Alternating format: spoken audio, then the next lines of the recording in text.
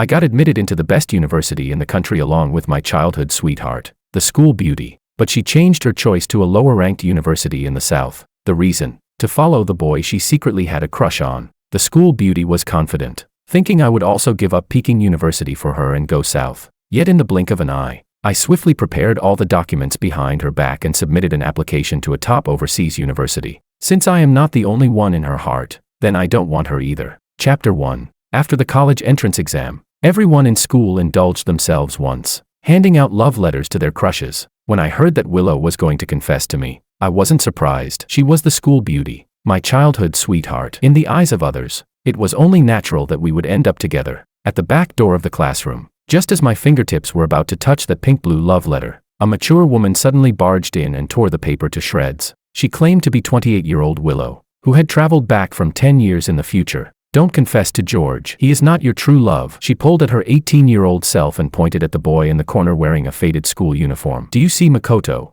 10 years later, you will love him madly, with a love that shakes heaven and earth. Since you are destined to be with him, why waste these 10 years? 18-year-old Willow felt it utterly absurd. She flung her hand away. Crazy woman. In this life, I only like George. But that confession never continued. 28-year-old Willow also took the chance to stay, saying she wanted to help her younger self see through her heart earlier. Gradually, I began to notice Willow changing. When Makoto was sick, she would immediately rush to support him to the hospital, forgetting that I was waiting for her at the amusement park for a whole hour. During a dinner, she naturally remembered that Makoto disliked peanuts and picked them out from the spicy chicken for me, yet forgot that I was allergic to peanuts. On rainy days, she would rather get soaked herself just to lend the umbrella to Makoto, even though I was standing right beside her in the rain. These tiny shifts, like a blunt knife slicing at flesh, dragged my heart little by little into the abyss, until the day we filled out the college applications. George, I'm sorry. Willow's eyes flickered, not daring to meet mine. I can't go to Peking University with you. The new artificial intelligence program at South City University suits me better. My heart turned cold in an instant. I knew too well, South City University was the only school Makoto could apply to with his barely passing score. She held my hand, her tone carrying the familiar spoiled plea, come with me to South City. Okay, that way. We can still be together. I've always listened to you before. Just let me have my way this time. All right. Her words pierced into my heart like needles. Silently, I pulled back my hand and nodded. Yet in the blink of an eye, I swiftly prepared all the documents behind her back and submitted an application to a top overseas university. Willow, since your affection is no longer solely mine, then I don't want it anymore. The day the admission letter arrived, my heart was unexpectedly calm. I opened up the huge storage box, the one filled with all the things she had given me over the years. Childish crayon drawings, limited edition sneakers, a necklace engraved with our initials, a thick stack of movie stubs, the notes she had stayed up late organizing for me. Once, I treated them as treasures. Now, hugging the box, I walked down to the trash bin and, without the slightest hesitation, threw them all in. Just as I turned around, I caught sight of two figures not far away. 28-year-old Willow, in a fitted dress, was gripping her 18-year-old self tightly. The younger girl, slender waist, long legs, her school uniform puffed by the wind. That face which once captivated every boy in school was full of anger. Let go. 28-year-old Willow's voice was suppressed. Why are you still looking for him? What you should be doing now is staying with Makoto. He's the one you truly love. The young Willow flung her hand away furiously, her eyes filled with pride. Nonsense. The only person I like is George. You crazy woman. Can you just disappear already? The older Willow sneered, her words sharp as a blade. Oh really? Then why did you give up your future and Peking University just for Makoto? The girl's face froze for a moment, though her voice grew even colder. Who said it was for him? Watching this scene, I found it utterly absurd. Not wanting to linger, I turned to leave, but unfortunately, she still saw me. Willow immediately ran over, grabbed my hand without hesitation, and her voice turned soft at once. George, didn't you say you wanted to watch that new romance movie? I already bought the tickets. Let's go together. Okay. No, my voice was indifferent, without a single ripple. Her smile stiffened for a moment, but then softened quickly again, her gaze full of a spoiled plea. Are you still mad about me changing my choice of university? Didn't you already agree to go to South City University with me? That program really has great prospects. Just this once, listen to me this once. Okay. As she spoke, her eyes drooped slightly at the corners. This was once the look I could never resist. Before, as long as she looked at me like this, I would agree to anything. But now, all that remained in my heart was numbness. Before I could answer, Willow had already half-forced me into her newly bought sports car. Her 28-year-old self followed along, expression dark, silently taking the back seat. The car started. In the confined space, the air grew suffocating. 28-year-old Willow swept her gaze around the car and suddenly spoke. "This car is new, isn't it? You should change the Starlight air freshener George likes. Makoto can't stand it. He prefers fruity scents. And replace the milk in this compartment too. Makoto is lactose intolerant. Better stock some soda crackers instead." Willow's fingers tightened around the steering wheel, her knuckles turning white. "Enough already. I'll say it one last time. The only one I like is George. There is absolutely no way I could ever like that Makoto."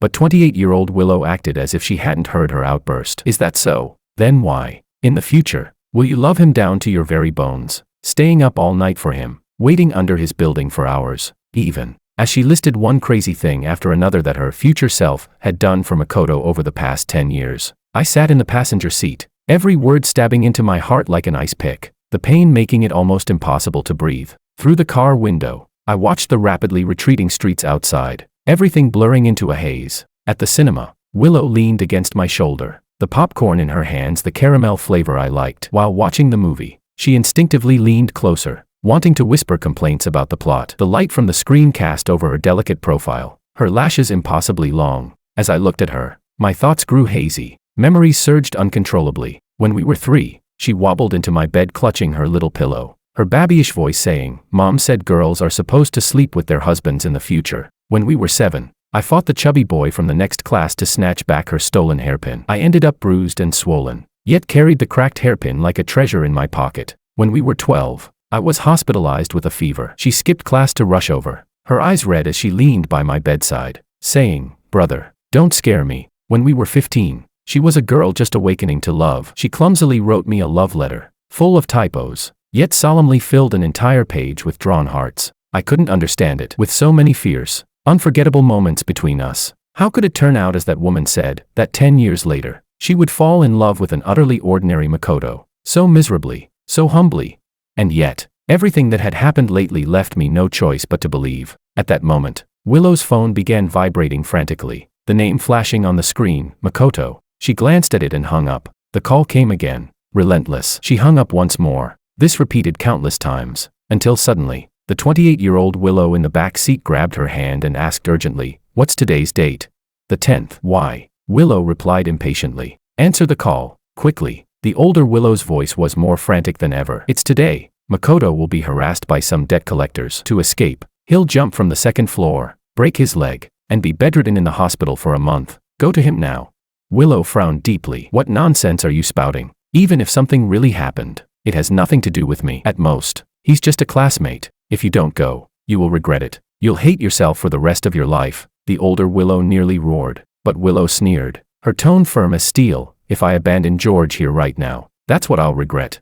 With that, she directly set her phone to silent and tossed it face down on the seat. The 28-year-old Willow stared at her for a few seconds, her gaze complicated. Finally, she turned away. "You won't go? Then I will."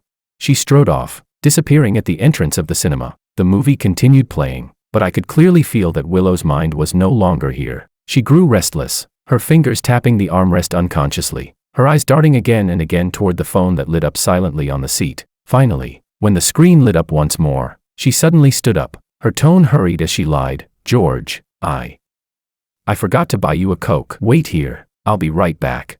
As she said this, she didn't even dare to meet my eyes. Snatching up her phone, she rushed out of the theater. I watched her almost running figure vanish, my heart sinking deeper and deeper, until it felt like it had sunk to the icy bottom of the sea. A strong premonition washed over me. She wasn't coming back. Sure enough, a few minutes later, my phone vibrated. It was a video sent by that 28-year-old Willow. Chapter 2. I opened the video. The image shook, the background a dimly lit alley. In the video was that girl whose every detail was etched into my bones. Her eyes were bloodshot, and with a few bodyguards beside her, she fought like a madwoman, fists and kicks raining down on several thugs. Her blows were ruthless, utterly unlike the poise and elegance she usually carried. Makoto, beaten nearly to unconsciousness, suddenly lunged forward during her pause for breath and wrapped his arms around her waist, his voice trembling. "Willow, stop hitting them. I was worried about you." Her body stiffened instantly. She turned her head, panting, and her tone carried a mix of fear and impatient reproach I had never heard before. "Are you an idiot? In a situation like this, why didn't you call the police?"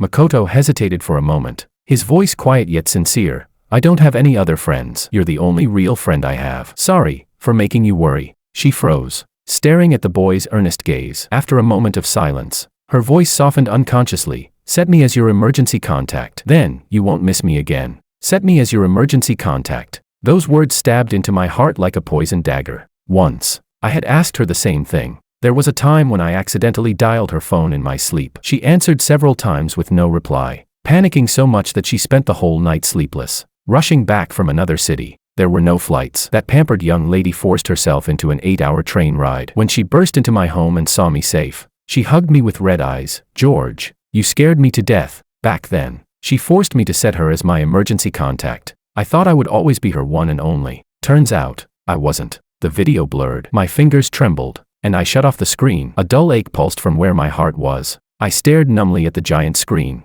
at the hollow tragedies and joys, unable to take in a single word. When the movie ended, the lights came on, and the crowd surged toward the exit. I too stood and headed for the doors. At that moment, a sharp creak echoed overhead. Then came the wave of panicked shouts, the ceilings collapsing. Run! Boom! A deafening crash and violent tremor swallowed everything in an instant. I didn't even have time to react. My vision went black as heavy debris and rubble buried me completely. In the last second before losing consciousness, my heart was filled with nothing but boundless grief and a bitter, absurd irony. Look, George. That Willow from 10 years later remembered that today was the day Makoto would be in danger, which was why she desperately urged her past self to save him. But she forgot, or rather, she never cared, that on this very same day, in this very same place, I would also face a deadly disaster. So in the end, 10 years later, she really didn't love me at all. I awoke in crushing darkness. Here, still signs of life. Quickly, through the haze, I felt myself being carefully lifted from the ruins. Blinding sunlight forced tears from my eyes. My body was rushed along as the piercing wail of an ambulance siren split the air. When I came to again, the stinging smell of disinfectant filled my nose. The anesthesia was fading, and the dull ache of surgery returned vividly. I was wheeled out of the operating room, the doctor's voice gentle as he reassured me. The surgery was very successful. The fracture in your left leg has been stabilized. The mild concussion needs observation, but the rest are just surface injuries. Rest well and you'll be fine. Before he finished speaking, my bed suddenly jolted to a stop. I forced my eyes open, and met a pair of familiar eyes. It was her, Willow. She was just stepping out of the room next door. Makoto was beside her, face pale, a bandage on his temple. The 28-year-old Willow was steadily supporting his arm. The moment she saw me, covered head to toe in bandages, face ashen, my leg encased in heavy plaster, her expression changed instantly. She almost immediately shook off Makoto and rushed to my bedside in a single stride. George, what happened to you? Her voice was full of panic. She reached out, wanting to touch me, but her hand froze in midair. Out of the corner of my eye, I saw the 28-year-old Willow holding onto Makoto, a flicker of surprise flashing in her gaze before it quickly cooled into indifference, as if none of this concerned her in the slightest. I was too exhausted, all my strength drained. I didn't want to say a word, only closed my eyes. The doctor sighed and explained on my behalf. This student was rescued from the collapsed cinema downtown. He was buried quite deep, lost a lot of blood. If he'd been found any later, it might have been life-threatening. The color drained instantly from Willow's face. She whipped her head around, glaring at her 28-year-old self, her lips trembling as if to question her. But in the end she only said urgently, I'm his girlfriend. I'll take him back to his ward. The patient needs absolute rest right now. The doctor blocked her gently. Wait a little before visiting. Lying on the hospital bed, listening to their conversation, I felt a dull ache in my chest that was even worse than the post-surgery pain. So in her heart, I had never truly been the only one. The nurse wheeled me into the ward, and the door shut behind with a click. But the muffled argument outside still reached me clearly, every word distinct. Aren't you supposed to be me 10 years from now? That was 18-year-old Willow, her voice shaking with fury. If you remember so clearly even a trivial thing like Makoto being blocked by thugs today, then why didn't you say a single word about George being in danger at the cinema? He almost died. Do you understand? Silence fell for a moment. Then came the cold voice of 28-year-old Willow. Why should I remember? My heart is only with Makoto. So naturally I only remember his matters. As for people who don't matter, whether they live or die, what does that have to do with me? Her tone was so flat, as though she were stating an undeniable fact. You're insane, the younger Willow roared. What followed were the heavy thuds of fists striking flesh, mixed with nurses' startled cries, frantic words of dissuasion, and Makoto's panicked attempts to stop the fight. Inside the ward, I lay quietly, tears sliding soundlessly from the corners of my eyes, soaking into the pillow. A person who doesn't matter. Chapter 3. So in her world 10 years later, all that remained of me were those weightless words, a person who doesn't matter. But once, everything about me, even the little habits I forgot myself, or the casual wishes I mentioned in passing, Willow remembered them as if they were sacred decrees. I used to laugh at how good her memory was, but she would lie in my arms, rubbing her chin lazily against my arm, and say with quiet seriousness, "George, when it comes to you, I don't want to forget a single thing." I don't know how long it was before the quarrel outside finally died down. The ward door opened softly, and she walked in. There was still anger lingering on her face, but mixed with obvious guilt. Carefully, she came to my bedside, wanting to hold the hand that wasn't hooked to the floor, but I subtly drew away. Her hand froze in midair, her eyes dimming. "George, I'm sorry." Her voice was hoarse, laced with regret. "I really didn't know you would get into an accident." At that moment, I was just afraid that something really had happened to Makoto. After all, we're classmates. It would be terrible if someone died, and I was afraid that if you knew, you'd overthink it. You'd be angry, so I lied about buying Coke. I didn't expect. She apologized over and over, promising again and again, "It won't happen again. George, I promise. From now on, I'll never let something like this happen again. Trust me." I listened quietly. The part of my chest that had long since gone cold and numb stirred with a faint, stabbing ache. But those promises no longer meant anything to me, because I was about to leave, to go to a place where she wouldn't be. So I kept my eyes shut, remained silent, and pretended to sleep. In the following days, she almost never left the ward, peeling apples, feeding me water, even clumsily trying to make me laugh. But the 28-year-old Willow would sometimes appear, coldly saying, "Willow, think it through. Makoto is the one you'll love in the future. His ankle is injured. He's all alone in the hospital. George has a caregiver. Makoto only has you. If you neglect him now, you'll regret it so much you'll want to tear your guts out later." And every time, the 18-year-old her would snap back furiously. "I like George. Makoto has no one to care for him. Fine. I'll hire him the best caregivers, 3 of them. Is that enough? Can you shut up now?" Her words were firm, but every evening, as the sky darkened, she would grow restless. In the end, she would always come to me, with apology and struggle in her eyes, saying, "George, I still feel uneasy about Makoto. I'll just go check on him, make sure he's fine, and then I'll come right back. Wait for me." But once she left, she never returned. Until deep into the night, my phone lit up with a message from the 28-year-old Willow. "George, face reality. The Willow 10 years later is destined to belong to Makoto. Let go, and let the 18-year-old me be with him. I don't want to miss a single moment of being with Makoto." Every word stabbed into my heart like needles. So all the laughter, the moments, the memories of our years together, before this so-called destiny, were nothing but dust, worthless. Right after, a video arrived. In the video, she was sitting by Makoto's hospital bed, carefully peeling an orange for him, even stripping away every last fiber of pith. Makoto looked at her, half joking, half serious. "Willow, if you take care of me like this, won't George be angry?" Her hand paused for an instant, but then she smiled lightly as if nothing was wrong. "George is a man. He's magnanimous. He won't be angry." I stared at the screen, every beat of my heart throbbing with pain. Yes, I was really magnanimous. Magnanimous to the point of what?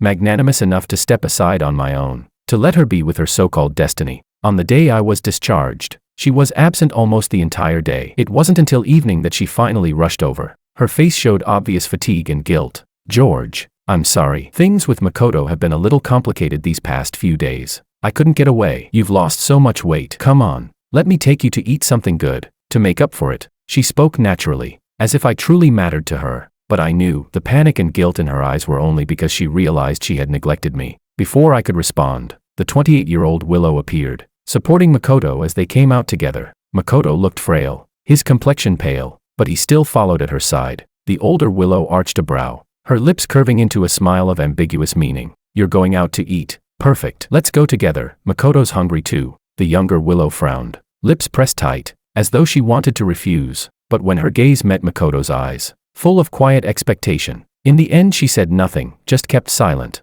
which meant tacit approval. At the restaurant, she picked up the menu and without hesitation rattled off a string of dishes. They were all the foods I loved. My chest stirred faintly, but before I could speak, the older Willow rapped her knuckles against the table, displeased. "Why are you ordering everything Makoto doesn't like? How should I know what he likes?" The younger Willow shot back stubbornly. The older Willow gave a cold snort, snatched the menu straight out of her hands, and ordered a few light dishes instead, so practiced. It was clear this wasn't her first time. Then she shoved her phone screen right in front of the younger one's eyes, her tone sharp and pressing. Look carefully. These are all the foods Makoto will love in the future. Makoto's eyes widened in surprise. How do you know what I like? The older Willow turned to him, her gaze full of undisguised devotion. I told you, I'm Willow from 10 years later. By then, I love you more than anything. My chest clenched tight. In that moment, I felt like nothing more than excess air. Enough. The younger Willow cut her off coldly, flustered as she clutched my hand, speaking urgently. George, don't listen to her nonsense. No matter what happens in the future, the one I like right now is only you. Truly. I sat frozen, my hand held tightly by hers, yet feeling no comfort at all. The older Willow seemed finally provoked to fury. Her voice rang sharp. What use is your stubbornness now? Your feelings for him are only temporary infatuation. Your love for Makoto will last a lifetime. You'll run across the entire city just to buy him a bowl of sweet porridge. You'll drive to another town in the middle of the night to get mung bean cakes because he says he can't sleep. When he's sick, you'll wish you could suffer in his place. All of this, you will do it for him, and the one you're shielding now. One day you'll break his heart to pieces for Makoto. With that, she pulled up her phone's memo app and shoved it under the younger Willow's nose. See for yourself, remember it. These are all Makoto's likes and dislikes. I saw the younger Willow staring at that dense list of notes, then glancing again at the pale-faced Makoto beside her. She fell silent. Her eyes grew complicated, and she even lowered her head to read a little more closely. In that instant, something heavy and blunt pressed hard against my chest, suffocating. Chapter 4. I suddenly remembered that Willow's phone memo had once been my exclusive territory. From big things like my birthday wishes, to small things like an offhand remark, I really want to eat osmanthus cake from the south side of the city. She would solemnly jot it down and then make it happen one by one. Even when my mom asked her to note down a grocery list, she shook her head, clinging to my arm with pride and saying, my memo is only for my George. Back then, the whole family laughed, calling her a love brain at such a young age. But now I finally understood, in the future, that memo once filled only with my name would instead be crammed full of another boy's joys and sorrows. I couldn't take it anymore. I stood abruptly, my voice hoarse. I'm going to the bathroom. In the restroom, I splashed cold water onto my face again and again, barely suppressing the suffocating grief. When I came out, I didn't look at that table of people again. I walked straight out of the restaurant. George, she immediately chased after me. The 28-year-old Willow also followed, supporting Makoto, her voice cold. Willow, you take Makoto home. His old neighborhood has poor lighting. It's not safe. Makoto waved his hand quickly, though his eyes stole a glance at her. No, that's too much trouble for you. You should take George home. I can go back myself. No way. The older Willow cut him off firmly, then turned to the younger her. Did you forget last time, when debt collectors chased him and he jumped off a building? What if something happens again? Her face showed visible struggle and hesitation, her eyes shifting back and forth between me and Makoto. I felt utterly exhausted, my chest as cold as an ice cellar. I just wanted to escape it all. Taking a deep breath, I said, you take him first. I'll grab a cab back. No, she panicked, clutching my wrist in a death grip. I can't let you go back alone. I want to go with you. I asked coldly, and what about him? She hesitated for a long while, as though making a monumental decision. I'll take him first. His home is closer. Then I'll come back for you, both of you, together. With that, she almost forced me into the car. The car stopped beneath Makoto's rundown apartment building. The surroundings were dim, the stairwell pitch black. The older Willow got out first, supporting Makoto. She said to the younger Willow, there's no elevator, and the voice-activated lights are broken. I'll help him up, and you come too, to light the way. The younger Willow looked at the dark stairwell, then at me. After a few seconds of hesitation, she said at last, George, lock the doors and wait for me in the car. I'll take him up and come right back, really quick. Before I could answer, she had already hurried into the building. I watched her figure disappear into the darkness, the cold in my chest spreading until it consumed my whole body. Time crawled by. 10 minutes, 20 minutes. Still no sign of her downstairs. The midnight wind seeped through the cracks of the car window, and I hugged my arms tight, shivering from the chill that bit bone deep. Suddenly, bang bang bang. The window was struck violently. I jolted, turning my head to see a few drunken, swaggering men outside, their eyes full of malice as they tried to yank open the car door. Well, little brother, sitting in a car alone is boring. Open up. Let us have a taste of this luxury ride. My heart clenched, and I immediately locked all the doors. The thugs outside grew enraged, pounding on the glass with curses, one even picking up a brick. In sheer terror, my hands shook uncontrollably, my mind blank. Instinctively, I pulled out my phone and pressed the number already long set as my emergency contact, Willow's. The call rang for a long time before she picked up. The background was noisy, with Makoto's faint, weak breathing mixed in. My voice was frantic, almost unrecognizable. "Willow, call someone, quick. There are drunk men outside smashing the car." But on the other end came her hesitant voice. "George, I can't leave right now." Makoto twisted his ankle. "He's in pain. I'm applying ointment for him. Just lock the car doors. You'll be fine." Before I could respond, she hung up. I froze completely, a buzzing filling my ears, threatening to drown me. My blood turned to ice. I couldn't believe it, truly couldn't believe it. Hands trembling, I dialed again, only to hear the cold, mechanical female voice. "The number you have dialed has been switched off." Outside, the thugs' twisted faces pressed against the glass, their fists pounding again and again, cracks spiderwebbing across the window. My vision went dark, and my chest felt as though it were being torn wide open. Chapter 5. Just when I thought it was truly over for me, voices suddenly barked in the distance, followed by hurried footsteps. The drunks cursed but eventually dispersed. A middle-aged man ran over, tapped on my car window, his tone scolding yet full of concern. "Young man, hurry home. Don't linger in places like this at night, too many drunks around. You can't handle them alone." I trembled out a thank you, stumbled out of the car, and ran toward home. The night wind howled, cold as knives, and I felt as though I had fallen into an icy abyss. That night, I came down with a high fever, lying dazed in bed for several days. During that time, she only sent a few brief messages. "George, you went home by yourself. Did you make it home? Why aren't you replying?" Then, nothing more. Instead, it was the 28-year-old Willow who haunted me like a ghost, relentlessly sending me videos. In those videos, she was carefully tending to Makoto's ankle, changing the medicine with gentle, attentive hands, as though he was the only person left in her world. Makoto murmured a soft thank you, and she turned her eyes away awkwardly, but she didn't refuse him. I stared at the screen, feeling as though my heart had been soaked in sour water, stinging unbearably. So, in the future, I had long since ceased to be the only one. I thought back to last winter, when I hurt my leg skiing. Back then, Willow had done the same, clumsy but meticulous care, changing bandages, massaging, spoon-feeding me porridge. I had teased her, smiling, didn't expect Miss Lu to actually be so good at taking care of people. She raised her brows proudly, leaned in to kiss me, and said as if it were obvious, "Of course, I learned it just for my George. In this life, I'll only ever care for you." That sentence still echoed in my ears, but now, she was using that care only for me on another boy.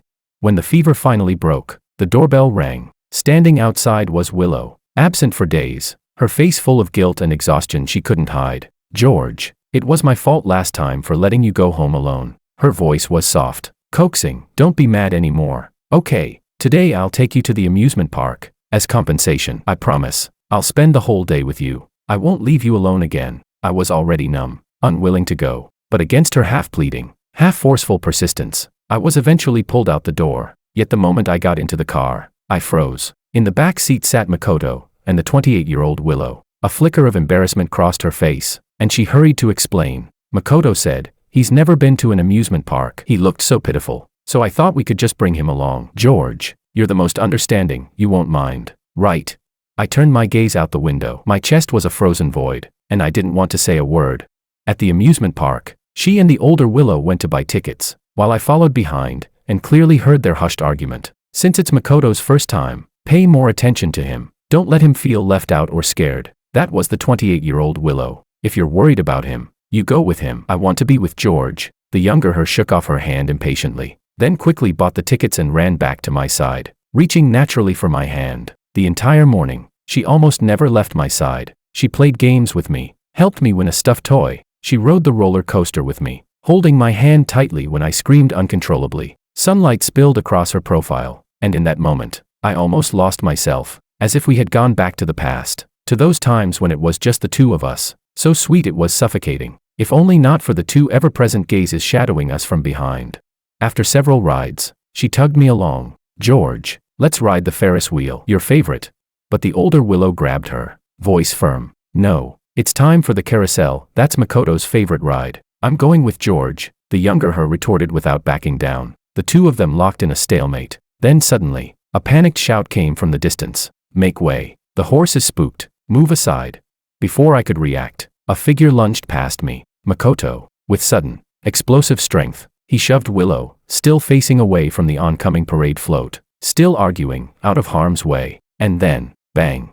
A heavy, sickening thud. His entire body was struck by the runaway carriage, flung like a kite with a cut string, crashing several meters away. Blood instantly stained the ground red. Makoto.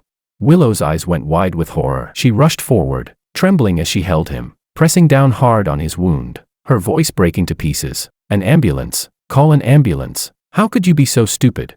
Makoto's breath was shallow, but he forced a faint smile. Because you're the one I like, Willow.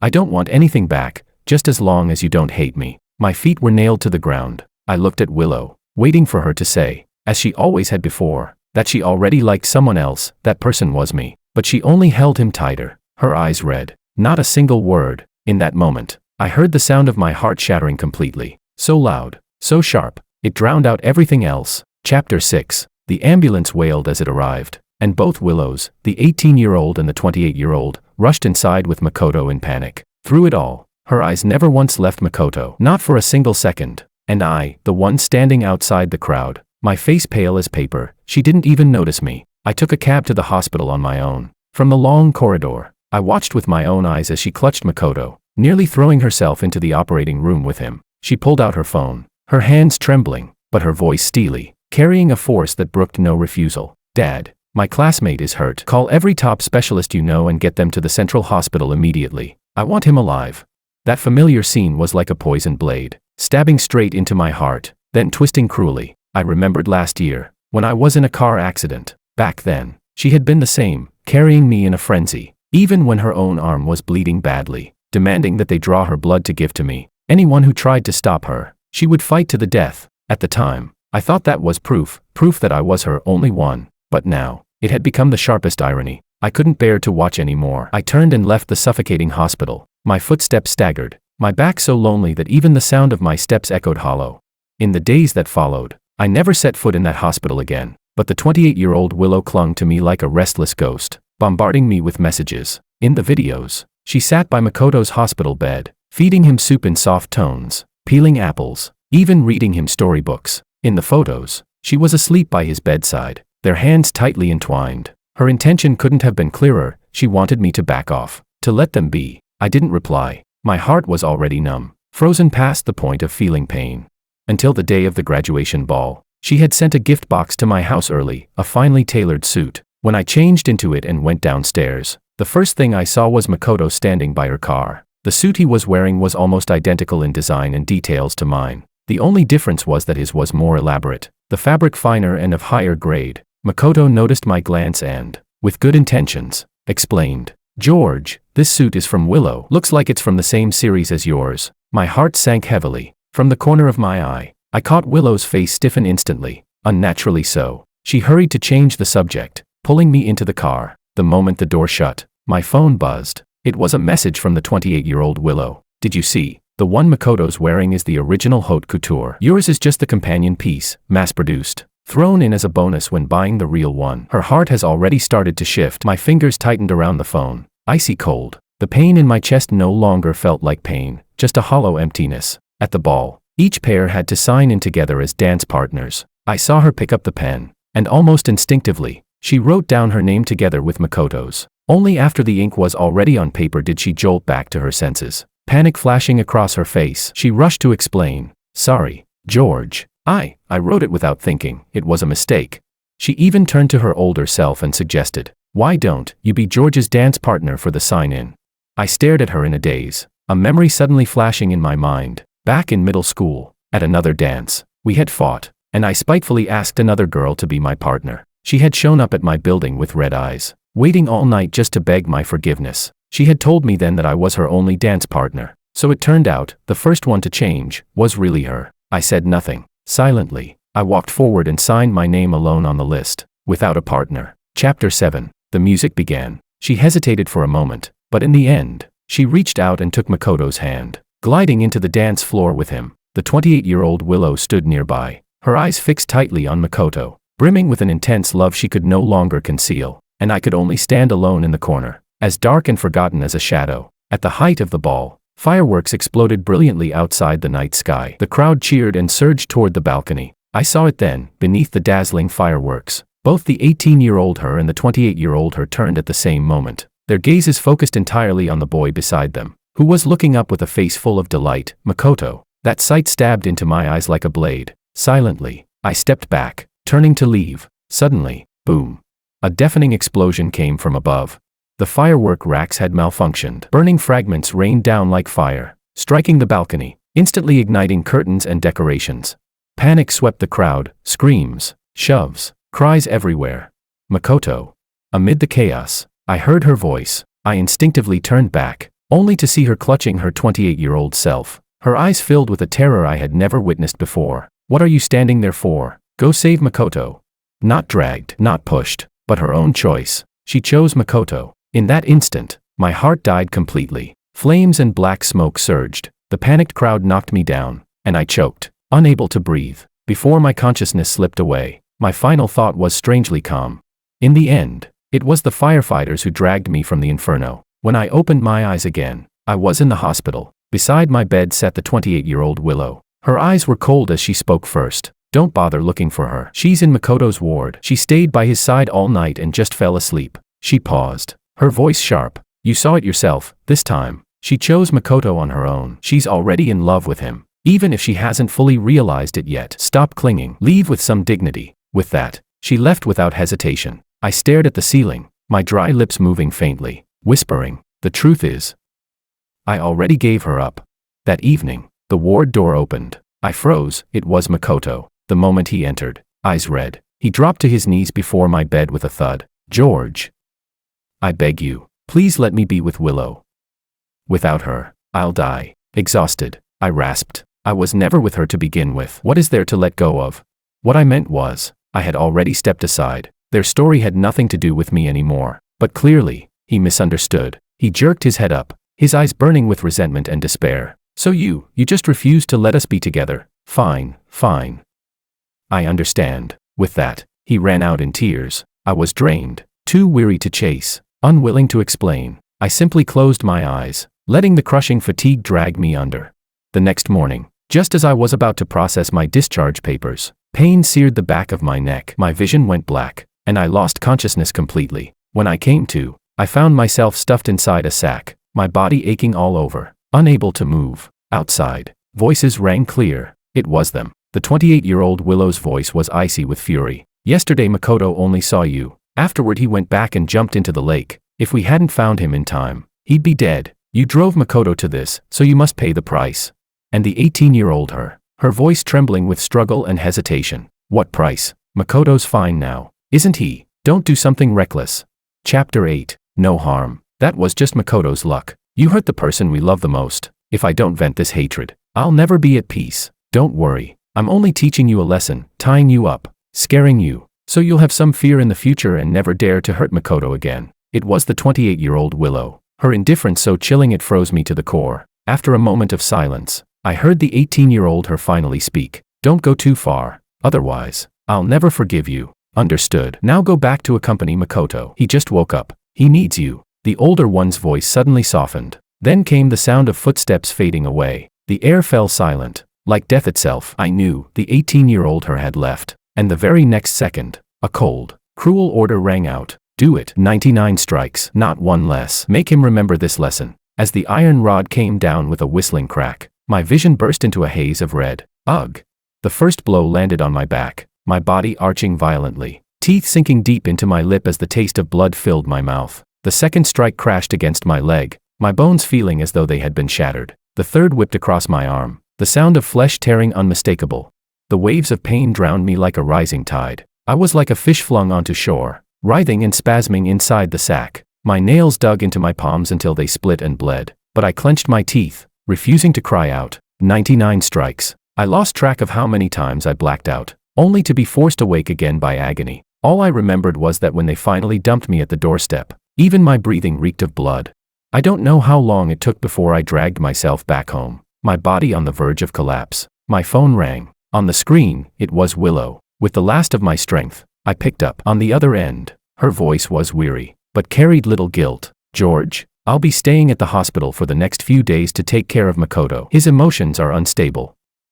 You stay home and rest, and in a few days, we'll go to South City University together. She didn't even ask me what I had been through. Listening to her, my heart went completely cold. She didn't know I wouldn't be going to South City University. I wouldn't love her anymore. I said nothing, just a faint drained of all strength, before hanging up.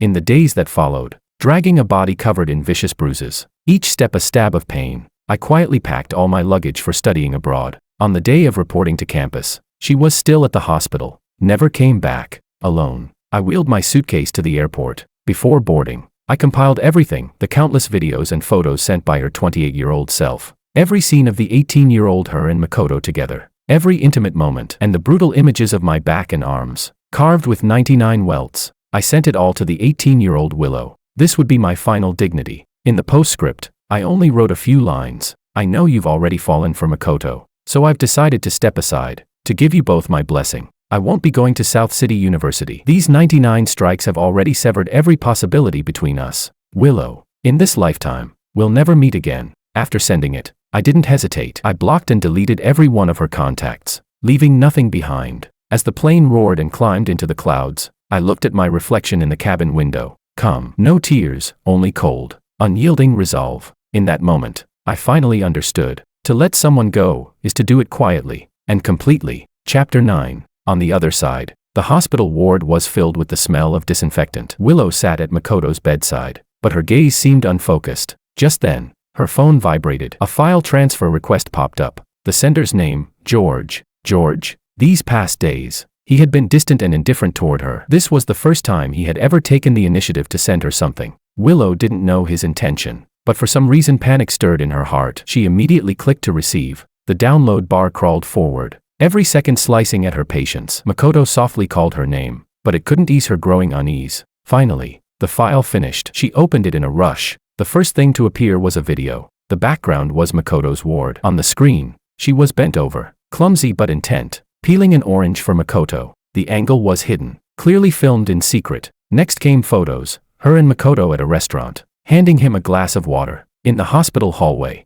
supporting him as he walked, even one from the amusement park, her eyes unconsciously following Makoto as he was struck down. Willow's breath hitched. These fleeting moments she herself might not even have remembered clearly, had all been captured, recorded, and sent to George. A wave of anger surged in her chest, but stronger still was a gnawing panic. He saw everything. Her fingers trembled as she swiped to the next image. This time, the subject was George. In the photo, his once fair skin was covered in hideous bruises, some places torn open and bleeding. The wounds sprawled across his arms, back, waist. There wasn't a patch of unmarked flesh. The last few pictures showed an iron rod, tossed carelessly on the ground, as if still stained with blood. A deafening roar filled her head, her blood rushing backward, leaving her ears ringing. Frantically, she enlarged the images, her trembling fingers searching for any trace of forgery. But the details of the wounds were so real, so vivid, it was suffocating. Who did this? Could it be the 28-year-old Willow? That day, she had said she would teach George a lesson. Could this have been what she meant? And finally, George's note, words that shattered her completely. I know you've already fallen for Makoto, so I've decided to step aside, to give you both my blessing. I won't be going to South City University. These 99 strikes have already severed every possibility between us. Willow, in this lifetime, we will never meet again. Her mind went blank, buzzing. She dialed George's number like a madwoman. The number you have dialed has been switched off. With his phone off, she turned to WeChat, but all she got was a red exclamation mark. Every contact she could think of, all vanished into the void. A crushing panic consumed her. She no longer cared about anything, not even the Makoto in the hospital bed. She grabbed her car keys and rushed out of the ward, speeding all the way to George's apartment building. She pounded furiously on the familiar door, but only silence answered. A neighbor from across the hall, disturbed by the noise, peeked out. Don't bother knocking. George isn't home. He left this morning with a suitcase, said he was going abroad to study. Gone. Willow froze in place, her whole body cold. Whatever else the neighbor said, she couldn't hear a word. Her mind was filled only with those bloody, brutal photos, and the echo of George's departure. He was really gone. All because of those 99 strikes. All because of the misleading photos sent by her 28-year-old self. In the end, they had driven away her George, driven him to no longer want her. Willow rushed back to Makoto's ward. As expected, the 28-year-old Willow was there, holding a towel as if to wipe Makoto's face. Was it you? What did you do to him? Willow grabbed her older self by the collar, slamming her hard against the wall, shoving her phone almost into her face, the screen displaying close-ups of George's horrific injuries. The older Willow froze for a moment, her eyes flicking across the photos, a flicker of emotion flashing within them. but it quickly vanished into cold indifference. She pried Willow's hand off, her tone flat. He drove Makoto to the point of jumping into the lake, nearly losing his life. Compared to that, a few flesh wounds are nothing. I just made sure he remembers, don't touch what should never be touched. Bastard. Willow swung her fist in fury. That was George, my George, the one I love most. How could you raise your hand against him? The older Willow easily blocked her, twisting her wrist with terrifying strength. Willow, wake up. For Makoto, it's all worth it. He is the one we love. And George, what does he matter? No, you're lying. I love George. Willow screamed back, her voice raw. Do you? The older Willow sneered. Then why did you keep abandoning him for Makoto? Why did you change your college application? Why did you leave him at the cinema? Admit it, your heart already strayed long ago. I just helped speed up the process, saved you both from wasting 10 years of your lives. For a moment, Willow was struck speechless. At that moment, Makoto stirred from the noise, weakly murmuring, Willow, don't fight. I'm sorry, it's all my fault. He had always been frail, and now he looked as though he might faint any second. Willow's heart tangled into knots at his voice. She looked at Makoto's pale face. Then George's brutal injuries flashed in her mind. The two images clashed violently, tearing her apart inside. The older Willow's words echoed like a curse, replaying endlessly in her ears. Suddenly, she shoved her older self away, stumbling out of the ward, collapsing against the wall as she gasped for breath. That night, Willow didn't sleep at all. Every time she closed her eyes, George's battered body and Makoto's ashen face alternated before her, haunting her relentlessly. Chapter 10. From that day on, although Willow still appeared at the hospital every day, carefully tending to Makoto's needs, she had become a completely different person. She grew quiet, speaking little, often staring out the window for long stretches of time, her eyes so hollow it was frightening. Those peach blossom eyes that once always followed George now seemed covered in ashes, dull and lifeless. She still helped Makoto take his medicine with care, remembered the times for his 4 changes, and adjusted the height of his pillows. But when her gaze occasionally fell on Makoto, it no longer carried the same warmth or concern. Instead, it held a meaning far more complicated and difficult to read. Makoto, sharp and sensitive, noticed her absent-mindedness and the heavy air she carried. Jealousy burned inside him like fire, mingled with deep unease. He knew all of this was because of George, and he absolutely could not allow her to go on thinking of that boy who had already left. So outwardly, he became even more gentle, kind, and considerate. When she held a glass of water to his lips, he would sigh softly, as though unintentionally. Willow, you seem unhappy these days.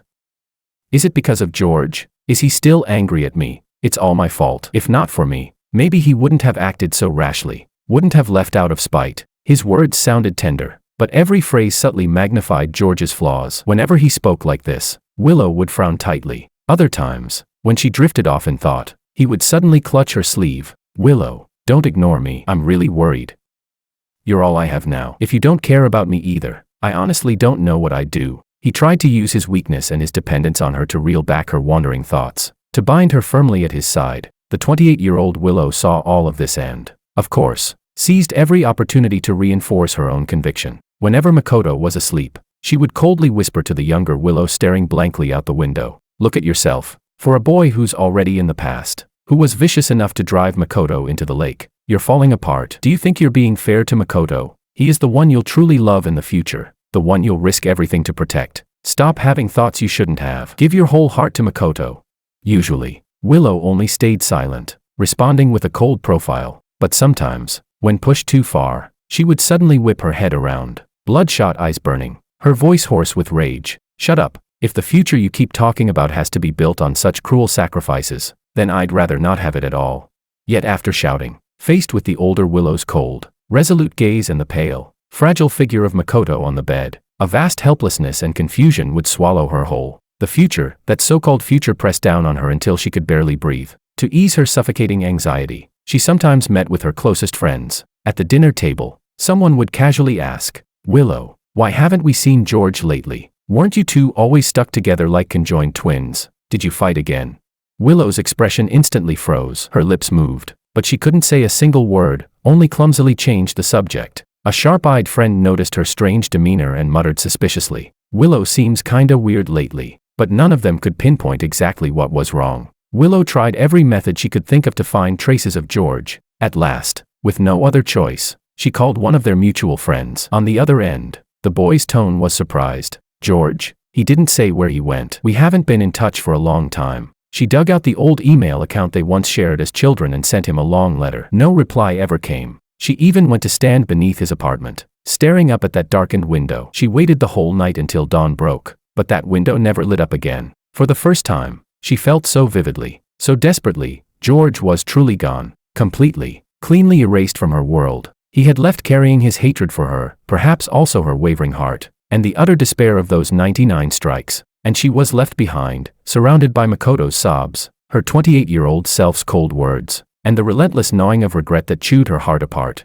leaving her unable to move. George, where are you? Chapter 11. Across the ocean. The air carried a strange damp chill as I dragged my suitcase out of the airport. On the streets, hurried passers-by spoke in a language I couldn't understand at all. Loneliness washed over me like a tide, seeping into every corner of my life during those first few days. The tiny apartment I rented was cramped but clean. I had to assemble the furniture piece by piece myself, and every formality had to be handled alone. In the classrooms, the professor's technical terms sounded like an indecipherable code. During group discussions, I often couldn't get a word in. I would sit there stiffly, trapped in awkward silence. At night, waves of anxiety and frustration drowned me. The 99 strikes that scarred my body gradually faded with time, the purple bruises turning into faint marks, but the scars in my heart throbbed quietly every silent night. Willow's impatient tone during that last phone call, the image of Makoto leaning against her, the sound of the rod striking me again and again, all remained my unshakable nightmares. Yet I did not give up.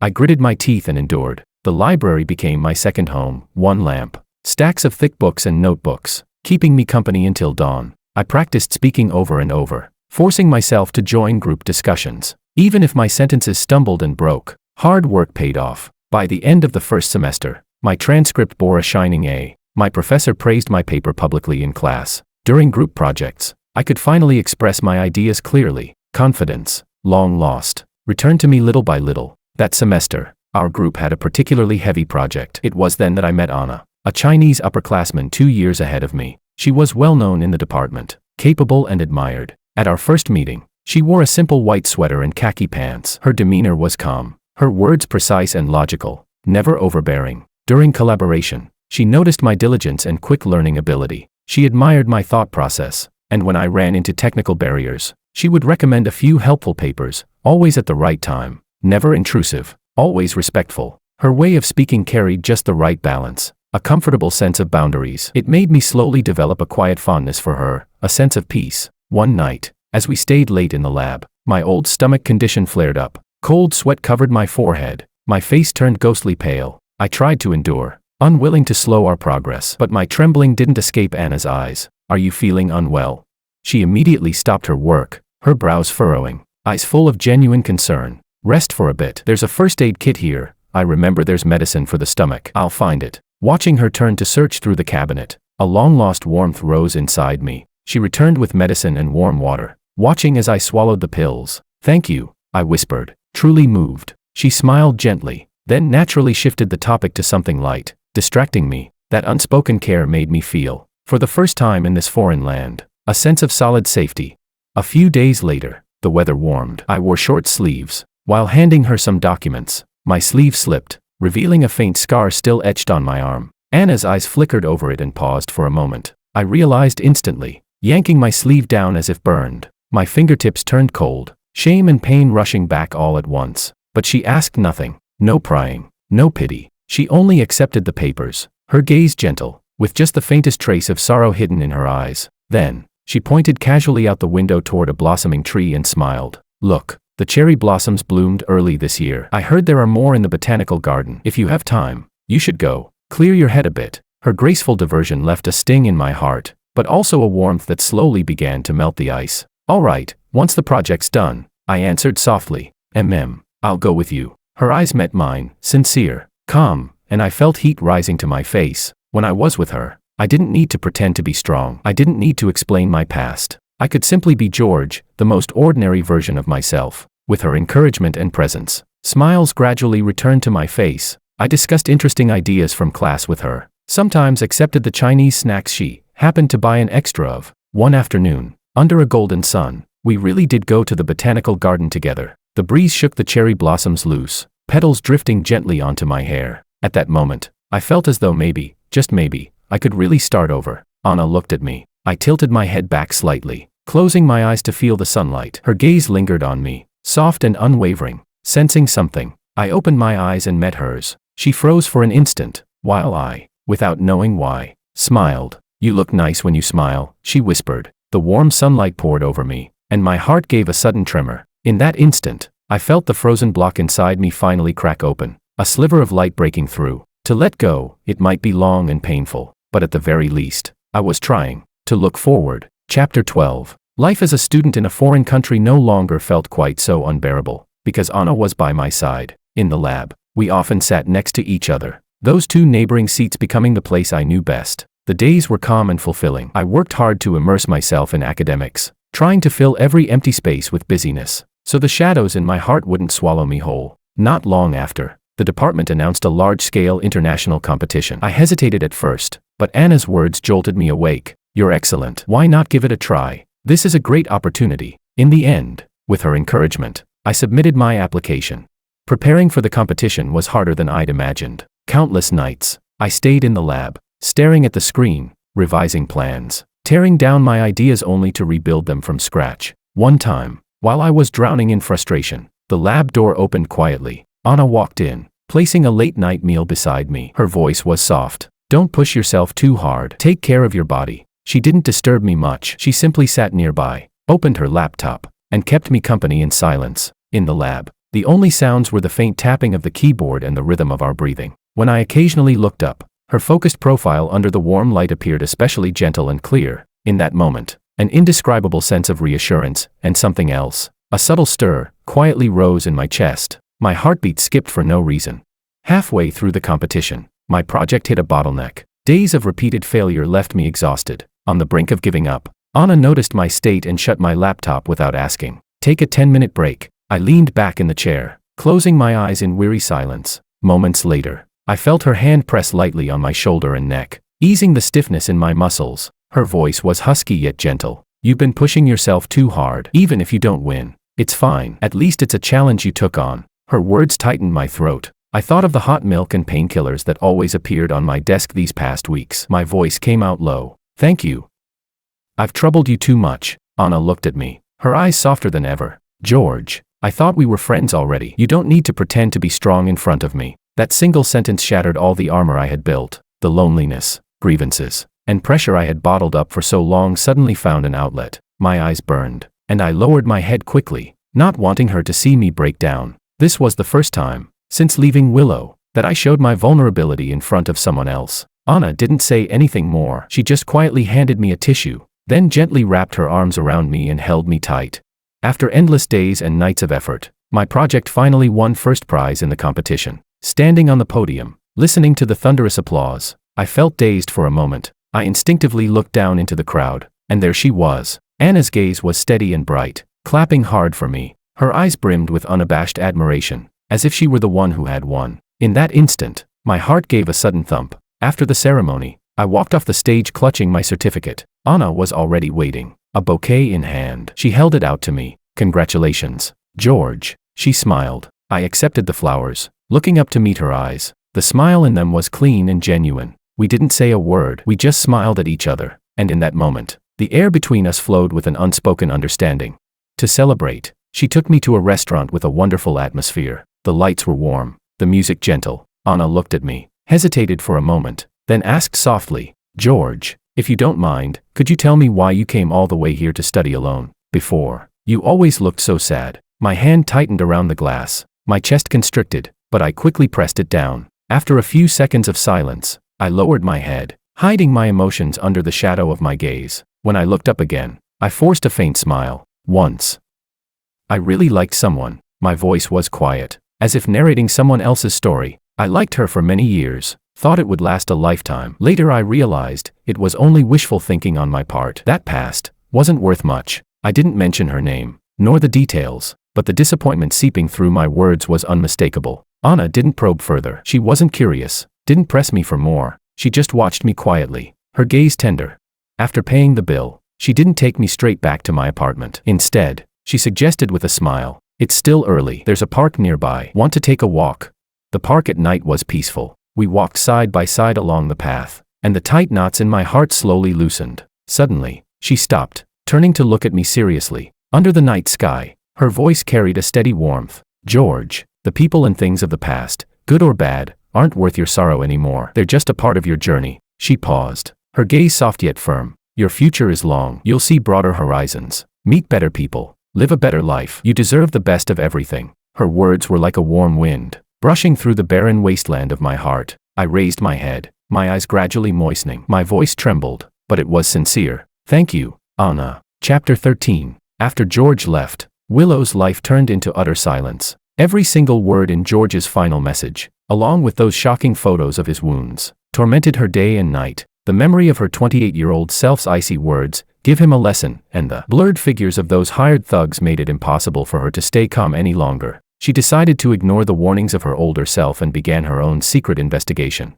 George was always kind. He would never force Makoto to jump into the lake. Sure enough, she eventually found the surveillance footage from that day at the hospital. From beginning to end, it was Makoto who forced George away from her. George never uttered a single word. Not long after, a flash of malice crossed Makoto's eyes, and then he deliberately leapt into the school's artificial lake. Regret and fury devoured her at once. Willow let out a strangled sob, her nails digging deep into her palms. She remembered the flat, despairing tone of George's last message. It hadn't been petulance at all. It had been the voice of someone whose heart had completely died. She took the surveillance footage and rushed home. In order to take better care of Makoto, her 28-year-old self had moved him into her own house. In the living room, Makoto was reclining on the sofa eating fruit. When he saw Willow walk in, his face lit up with a sycophantic smile. "Willow, you're back." Before he could finish, Willow shoved her phone in his face, her voice cold as ice. "What is this? George never forced you to jump into the lake, did he? This was all your setup,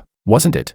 Makoto's face went pale, his smile freezing. Seeing the redness in Willow's eyes, he turned away. "It's not like that. Willow, listen to me, not like that." Willow suddenly swept everything off the coffee table, the glass shattering with a piercing crash. She leaned down, glaring at him. "I have all the surveillance footage. You'd better tell me the truth." Then she hit play, the ironclad evidence right before him, leaving Makoto no room for denial. He broke down, standing up in desperation, his voice shrill and hysterical. Yes, I did it on purpose. I jumped into the lake myself, because I hated him. I was jealous of him. Why should he have all of your love and attention? Why should I always be the shadow in the background? I just wanted you to pity me more, to hate him more.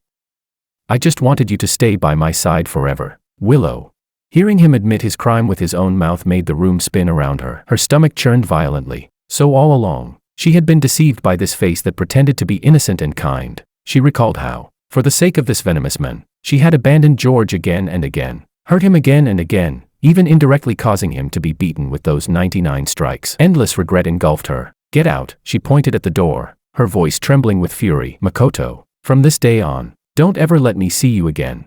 Watching him stumble and crawl out in panic, she made her decision. She would expose Makoto's true face to the world. Without hesitation, she packaged all the evidence and posted it directly on South City University's public forum and class group, even contacting familiar journalists. In no time, the internet was flooded with scorn and condemnation for Makoto. He was expelled from South City University. He didn't dare leave the house, didn't dare check his phone. Wherever he went, he was met with countless contemptuous and disgusted stares. The people who once surrounded him quickly cut ties, desperate to avoid association. His reputation was utterly ruined. He became synonymous with malice and lies. As for Willow, after carrying out this public judgment, she returned home alone. "No matter what it takes, find George for me."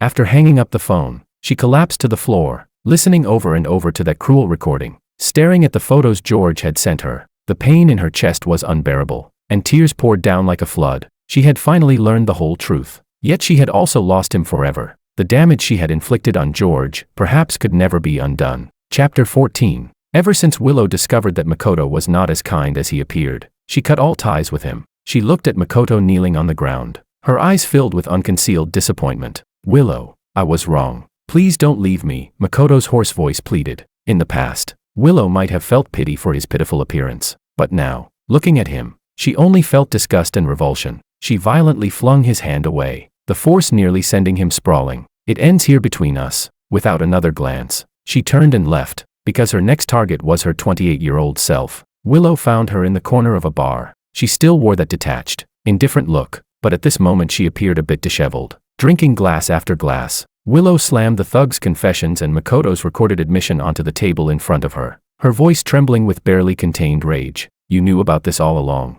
didn't you? You knew from the start that he jumped in on his own. You knew he framed George, yet you chose to cover for him, even helped him hide it, and took part in beating George, didn't you?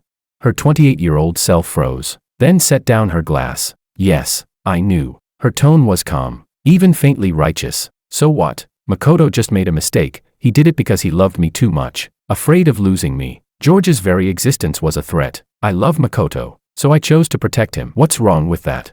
Love? Willow barked out a laugh as if she had just heard the biggest joke of her life, slamming her fist on the table. Her older self's eyes darkened as she suddenly stood up. And George? What does he matter? As long as it makes Makoto happy, I'll do anything. Then she sneered, almost with reckless abandon. Besides, those 99 strikes, I delivered them myself. What? Willow stared at her in disbelief, wishing desperately that it wasn't true. All the rage, regret, and disgust toward this twisted future self exploded at once. Seeing her older self's mocking smile, she swung her fist hard, smashing it into her face.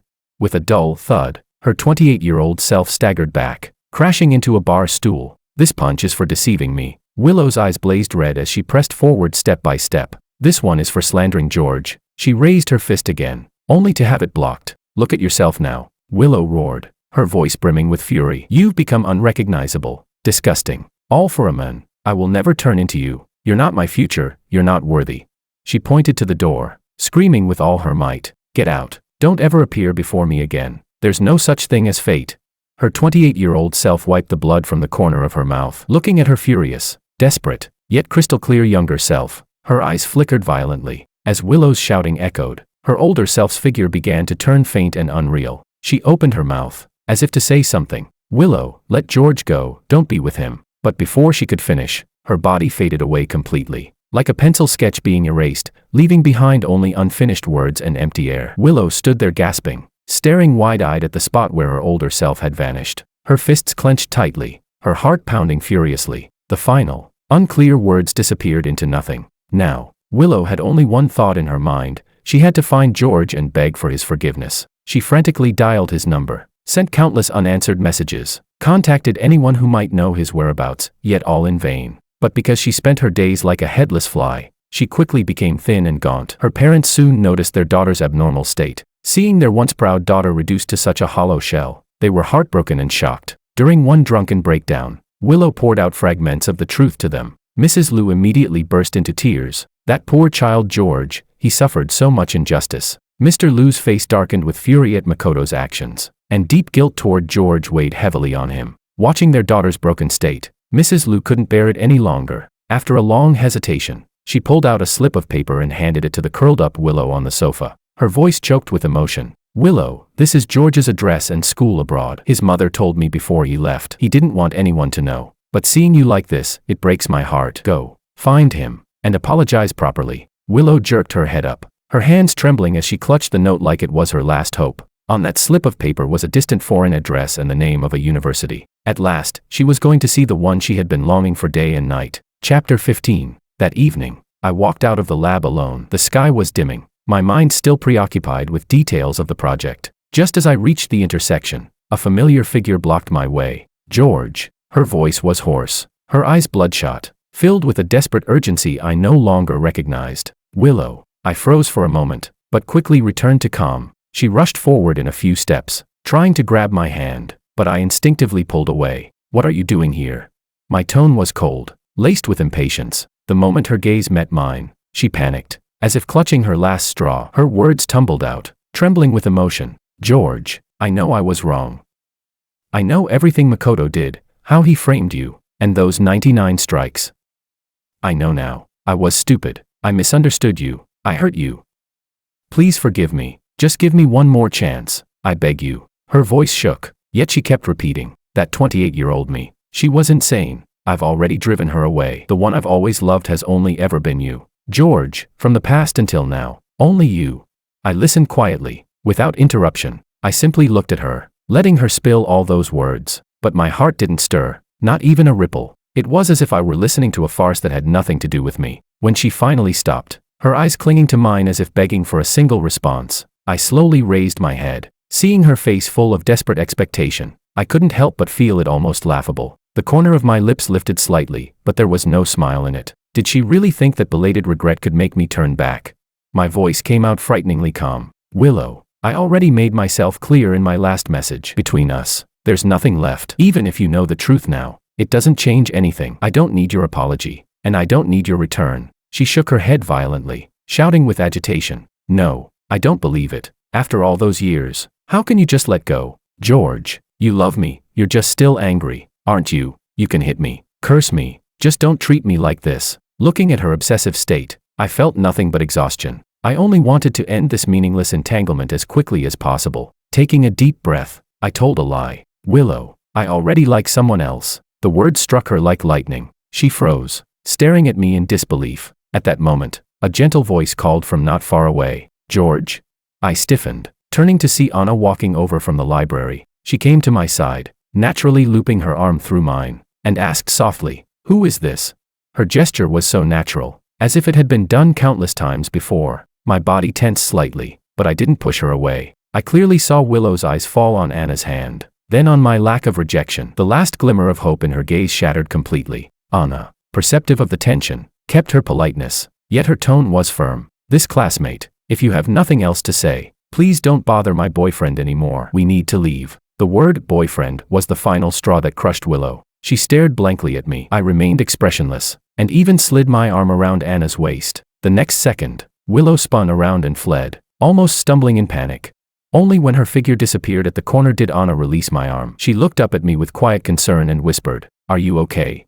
I shook my head slowly, my throat tight. She's the one I told you about. Understanding flickered in Anna's eyes. She asked nothing more, only wrapped me in a comforting embrace. If she ever comes to bother you again, tell me. I'll stand in the way for you. Her voice was quiet, but steady and reliable. There were no grand declarations, yet I felt a security I had never known before. I lifted my eyes to hers. In those warm, sincere eyes, there was no suspicion, no questions, only trust and protection. The taut string in my chest finally loosened, and a gentle warmth seeped into my heart. I whispered back, "Okay." Chapter 16. Willow did not give up. Every morning before dawn, someone would be waiting downstairs outside my dorm. She always held soy milk and buns from the breakfast shop I used to like the most, but each time, when I came down and saw her holding out that bag, I would take it, only to throw it straight into the trash can nearby. Only after the dull thud of the bag hitting the ground echoed would I glance back at her, my voice cold. "Willow, the more you do this, the more you remind me of how cruel you once were to me." She would freeze, drained of all strength, and I would turn away, walking off without a single ripple in my heart. A few days later, heavy rain poured down. She still stood outside the lab building, drenched and pitiful. I remembered years ago, she too once crossed half the city in the rain just to find me. Back then, I would wrap her in my jacket, scold her for being foolish, and hand her a steaming cup of ginger tea. But now, I walked out of the lab under an umbrella with Anna by my side. Without thinking, I tilted the umbrella toward her, keeping Anna covered completely, while my own shoulder was quickly soaked through. I didn't care, I just kept listening to her talk, even smiling as I did. I didn't spare Willow a single glance. To me, she was nothing more than a stranger standing under the street lamp.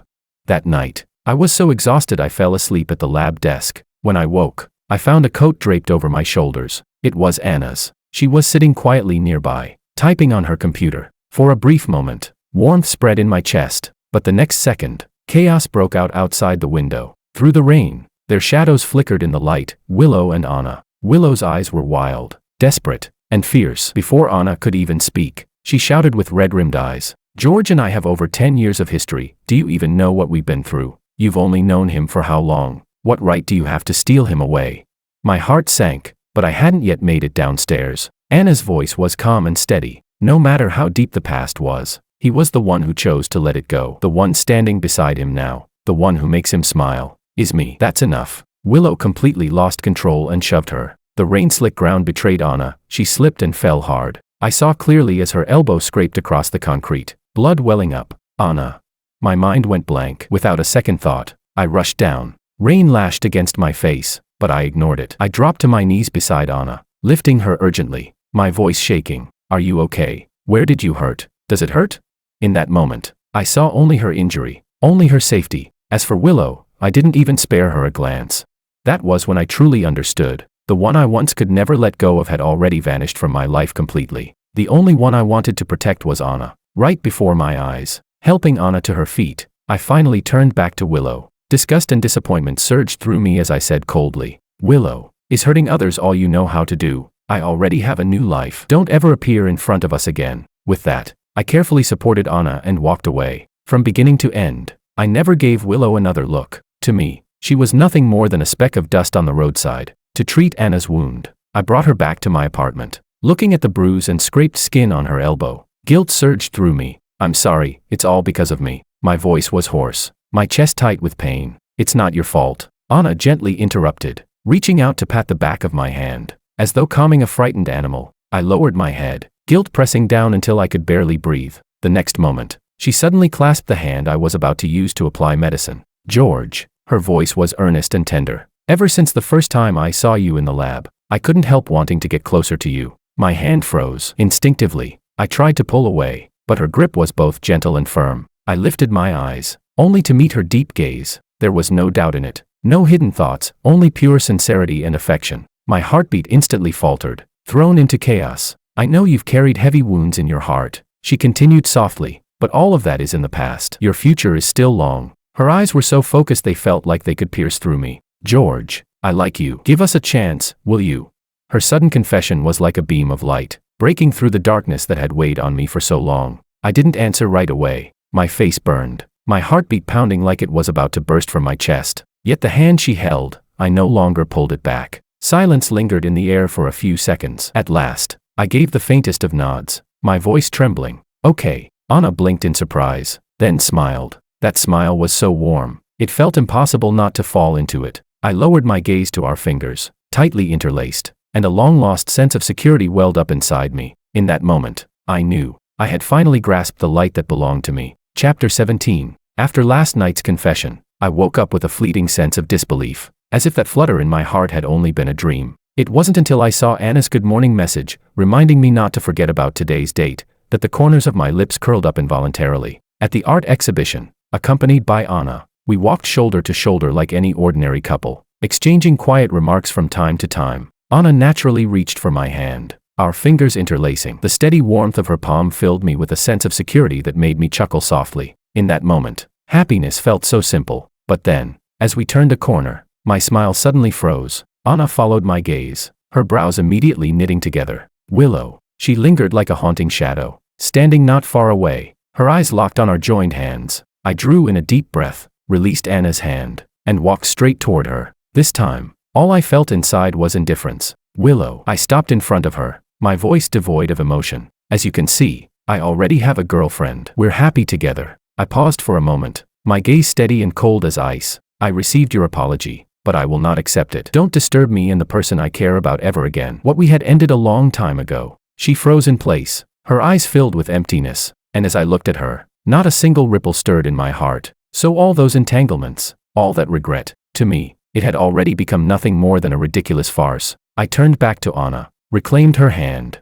and the irritation within me instantly faded. "Let's go." "All right." Anna nodded, slipping her arm around my shoulder. We walked away side by side, never sparing Willow another glance. Behind us, she stood utterly alone, her eyes hollow with despair, but in my heart, there was only release. At last, I had completely let go. Crushed and hopeless, Willow returned home. The empty room still bore traces of George's presence. She drowned herself in alcohol day after day, trying in vain to numb the longing. One day, while cleaning the room, Willow stumbled upon a notebook tucked away in a corner. It was a diary, in the handwriting of her 28-year-old self. Her hands trembled as she flipped it open. January 2nd. I fought with George over divorcing for Makoto's sake. George refused no matter what. It's strange, in the past, seeing him sad would tear me apart, but now I only feel irritated. I must really not love him anymore. February 8th. To force him into divorce, I sabotaged his company and even put bombs on his parents, just to make him sign the divorce papers. He finally did, but he spat blood right in front of me. Later at the hospital, they said he developed cancer from the constant depression. He didn't yell or fight. He just looked at me with red eyes and asked, why did the 18-year-old me swear to love him forever? Yet the 28-year-old me stopped loving him. He's so stupid. People change.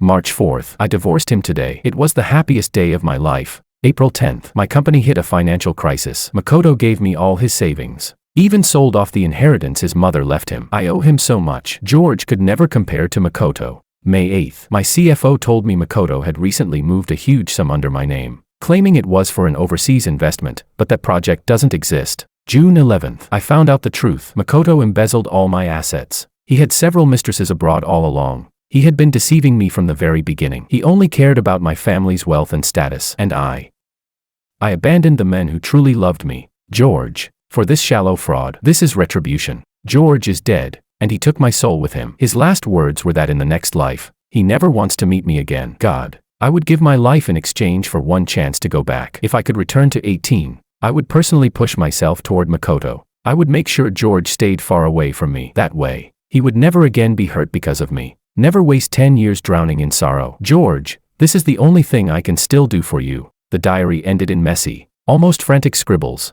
Willow's hands trembled violently, her knuckles pale from the force of her grip. So that's it. So that's the truth. 10 years later, George had been destroyed by her own hands. And Makoto had been a carefully crafted lie from the very beginning. The surge of fury shattered what little reason Willow had left. She seized the diary and stormed out of the house. She found Makoto hiding alone in a rented apartment. The moment he saw her at the door, he let out a terrified scream and tried to slam it shut. But Willow forced her way inside. Ah, Willow, let me go. Makoto struggled desperately, his face ashen. Willow thrust the diary before his eyes, her gaze bloodshot. Makoto, your acting skills are truly remarkable. You fooled me, and even the me from 10 years later, completely. The sight of the diary drained what little color remained in his face. And no, it's not like that. Please, listen to me. I don't know how this happened. Explain. Willow let out a cold laugh. She straightened, then turned to the two men in black who had followed her. Her voice was sharp as ice. Take him. Makoto was roughly dragged away and thrown into the depths of an abandoned basement. The damp, suffocating darkness sent him into a frenzy of screams. Willow, I was wrong. Please, let me go. For the sake of the love I gave you. He collapsed at her feet, groveling and begging, clawing for one last chance. But Willow did not waver. She looked down at him with nothing but scorn. Slowly, she walked aside, picked up a steel rod, and tossed it to the bodyguard. Her voice carried no warmth, no hesitation. 99 strikes, not one less. Let him remember George's agony. Makoto's eyes bulged with terror. His shrieks pierced the damp air. No, please, ah. Bang. The first blow landed. Again and again. The heavy thuds echoed through the basement, mingled with his blood-curdling screams. 10 strikes, 20, 30. His body broke open with wounds, blood pooling beneath him in a spreading river. Soon, even his cries faded, too weak to lift his voice. Still Willow watched, cold and unmoving, her eyes devoid of any ripple, until the 99th strike fell. By then, Makoto was little more than a mangled heap of flesh and blood, lying motionless in the crimson-soaked floor, breath shallow, life ebbing. Even after vengeance, what did it matter?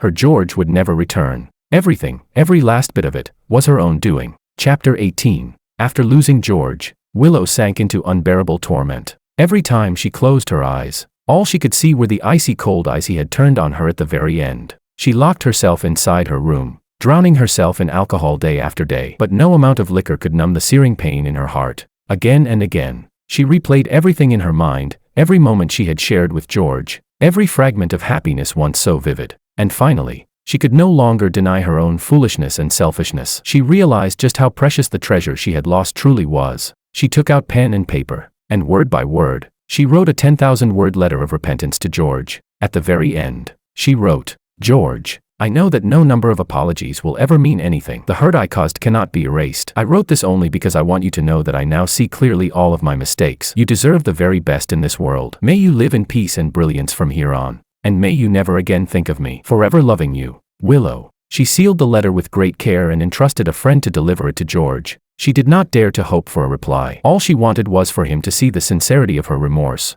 That afternoon, the sunlight fell warm across my desk. There it was, a thick envelope. The signature read, Willow. I sat in silence for a long time. At first, I wanted to throw it away unopened. But in the end, my fingers broke the seal. The handwriting was familiar, yet somehow strange. It was hers. Quietly, I read through all 10,000 words of confession, and my heart was not without ripples. Fragments of memory surfaced. The girl who once braved the rain just to see me. The figure who stayed up late helping me organize notes. The clumsy love letters, filled with mistakes but covered in little hearts. Those feelings back then, they were not lies. But what rose higher than anything else was a sense of release. This letter felt like a long-delayed period at the end of a sentence. Her self-reflection finally closed the book on a love that had begun so fiercely, yet ended in shambles. I turned my head and saw Anna not far away. The sunlight gleamed in her hair. She was holding a cup of hot tea, watching me with eyes full of gentleness. In that moment, I was more certain than ever, letting go of the past, choosing to move forward. That had been the right choice. The past was already gone. All the love and all the hatred had become nothing more than dust in time. They no longer could, nor should, stir my heart again. I folded the letter back, slid it into the envelope, and tucked it deep into the drawer. Then I walked over to Anna. "What do you want for dinner?" she asked, looping her arms gently around my waist, her voice soft. I smiled, taking her hand in mine, feeling the warmth of her palm. "As long as you're the one cooking," I said, "I'll love whatever it is." Through her friend, Willow eventually learned that George had received the letter and had read it. After he read it, did he say anything? She asked. Her friend hesitated for a long moment, then finally admitted that George had looked calm, almost untouched. Willow froze where she stood. She had imagined so many possibilities, that he might be angry, that he might weep, that perhaps there might even be a flicker of emotion. But calmness? That meant George had truly let go. That meant their worlds no longer touched. That meant she, and all the pain she had ever brought him, had become nothing more than a past irrelevant to his future. She accepted this ending. It was the ending she herself had written. Standing by the window, gazing at the busy city outside, she finally made her decision. She would never go searching for him again, never again force her way into his life. She had already inflicted more pain than he ever deserved. The only thing left she could do was to let go, and vanish completely from his world, to give him the peace he deserved. But from that moment on, her world would be nothing but darkness, no light, ever again. And that, she knew, was the price she must pay. Chapter 19. After being beaten, Makoto was mercilessly thrown out of the basement by the bodyguards. His body was covered with grotesque wounds, every movement tugging at searing pain. Willow gave him no money, no chance at treatment, as if letting him rot away on his own was the final punishment he deserved. Dragging his broken body, he hid from place to place. His former university had already expelled him, and his scandal had spread across the internet like wildfire. No decent school was willing to accept him. In the end, he managed to sneak into a second-rate vocational school. But soon enough, his past, and his clear photos, spread quietly through the campus. "Look, that's him, the one who framed someone and even staged his own lake jump. Such a poisonous heart, and he looks like nothing but a gigolo. Stay away from him. Disgusting." In the cafeteria, as he ate alone in the corner, someone threw leftover bones into his tray. Walking down the path, others deliberately bumped into him or hurled used tissues at his body. His textbooks often went missing, and his desk was scrawled over with insults like fraud and pretty boy liar. No one wanted to be near him. No one would talk to him. Wherever he went, people recoiled as though from plague. Makoto grew increasingly silent. His gaze turned hollow, vacant. He often mumbled to the air, sometimes giggling, sometimes weeping. Day after day, the cruelty of campus bullying gnawed at his already fragile nerves. One noon, he was once again curled up in the cafeteria corner, mechanically picking at his food. Just then, the television in the hall played an international news segment. Suddenly, a familiar name and a confident face filled the screen. It was George. The news reported that George's research team had won a prestigious international award. On screen, he wore a sharp suit, standing under the spotlight, smiling with confidence and brilliance. The broadcast even mentioned his girlfriend, Anna, showing a photo of the two gazing at each other with warm smiles, hailing them as the golden couple of academia. George shone with dazzling light, while Makoto sat in squalor and misery, a sharp, merciless contrast. Ah! Makoto's pupils shrank violently. He stared at George's radiant smile on the screen, and in that instant, all his repression and despair erupted like a volcano. He suddenly overturned the table in front of him, cold food scattering across the floor. Why does he get everything? I'm the one who deserves it all. It should be me. He screamed like a madman, throwing everything he could grab around the cafeteria. Students shrieked in terror, scattering in panic. Soon, the wail of police sirens filled the air. When the officers arrived, they found Makoto huddled in a corner, eyes unfocused, completely deranged. As he was escorted out for questioning, he babbled incoherently, muttering, "Willow loves me, and George should die." Moments later, he curled up in terror, screaming, "Don't hit me." When a female officer tended to the obvious bruises on his body, Makoto blurted out in fear, It was Willow. She had me beaten 99 times. The officers' expressions hardened instantly. They went straight to Willow's residence. At that moment, Willow was drowning in her grief. When the police knocked on her door, she froze for a second, then gave a bitter, hollow laugh. "It was me," she said flatly, her eyes empty. offering no defense. Her blunt confession even stunned the officers, but as they moved to cuff her wrists, tears finally surged down her face. "George, I really have lost you." In the end, Willow was escorted to prison, and Makoto was committed to a psychiatric hospital. A farce born of lies, obsession, and betrayal, ended in nothing but ruin for everyone involved. Chapter 20. Years later, I was no longer that cautious, hesitant boy. With excellent grades, I graduated early and went on to join a top research institute. And Anna, she was not only my closest lover, but also my most trusted partner. On a warm weekend, she brought me home to meet her parents. Anna's family radiated warmth, the atmosphere steeped in the air of books and culture. At the dinner table, her mother personally placed food into my bowl, her smile full of kindness. "George, Anna is always praising you, saying you're both brilliant and hardworking. Now that I see you in person, you're even better than she described." She glanced meaningfully at her daughter, eyes full of approval. "It seems our Anna's judgment is truly remarkable." Her words made my face heat slightly, and I instinctively looked toward Anna. She was gazing at me with gentle eyes that glowed with light, quietly tightening her hold on my hand. "See, I told you they'd like you." In that moment, my heart was filled with a warmth I had never known before. It was something I had never received in my past relationship, full acceptance, full blessing. After dinner, we drank tea on the balcony, the view stretching far into the distance. From behind, Anna wrapped her arms around me, resting her chin lightly on my head. Her voice was soft, but solemn. "George, let's get engaged. Once I finish the project I'm working on, we can return to your country, or go anywhere you want. I want a home that belongs only to the two of us." I turned to embrace her, lips curving into a smile as I nodded with equal seriousness. "All right." The sunlight spilled down, illuminating my future.